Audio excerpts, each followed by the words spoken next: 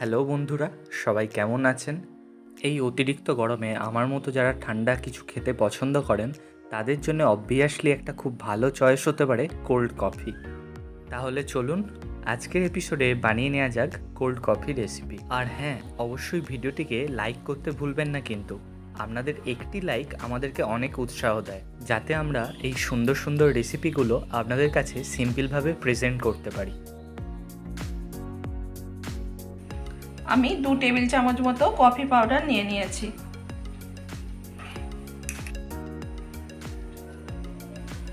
গুঁড়ো চিনি 4 টেবিল চামচ।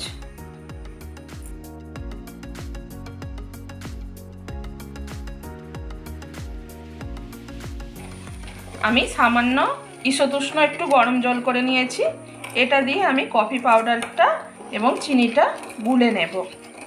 অনেক সময় দেখা যায় মিক্সার গ্রাইন্ডারে চিনিটা ঠিকমতো গলে না, সেই জন্য আমি এভাবে গুলে নিচ্ছি।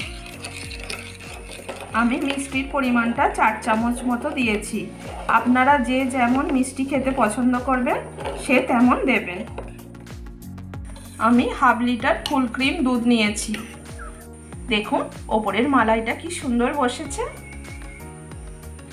আমি দুধটা ফ্রিজে রেখে ঠান্ডা করে নিয়েছি। ঠান্ডা দুধে কোল্ড কফিটা খুব চিল হবে। আমি ঠান্ডা দুধটা মিক্সারে দিলাম।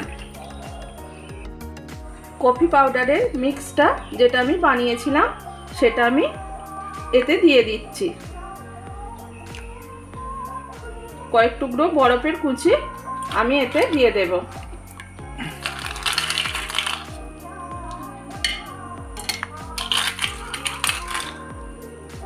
8-10 পিস বরফের কুচি আমি দিয়ে দিলাম। আমি 2 চামচ মতো মিল্ক পাউডার এতে দিয়ে দিলাম।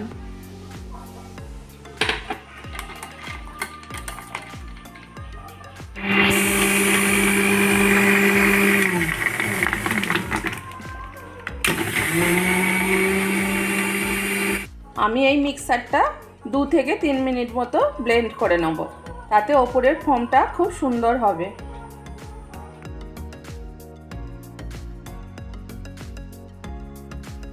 দেখুন ওপরের ফোমটা কি সুন্দর হয়েছে।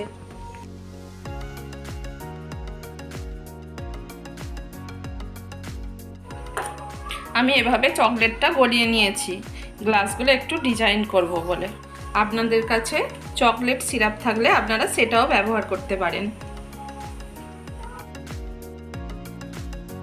দেখুন আমি গ্লাস দুটি এভাবে ডিজাইন করে নিয়েছি।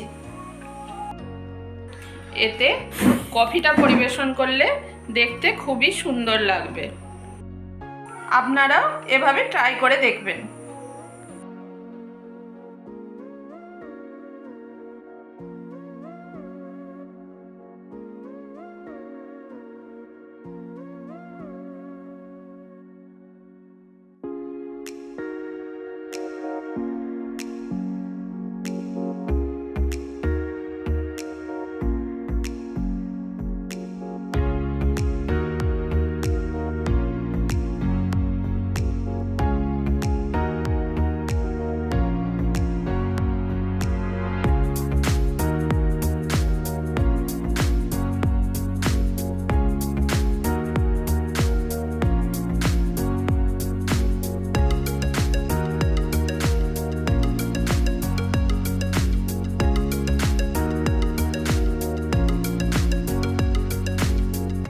আমি 1 চামচ করে এতে বাটারস্কচ আইসক্রিম দিচ্ছি। আপনারা চকলেট, ভ্যানিলা যে কোনো দিতে পারেন, এটা সম্পূর্ণ অপশনাল।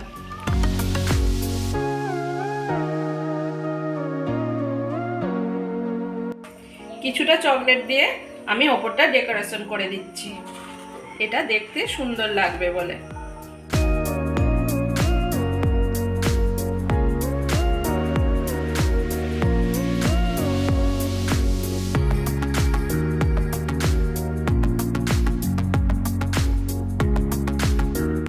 তাহলে কেমন লাগলো আজকের ভিডিও?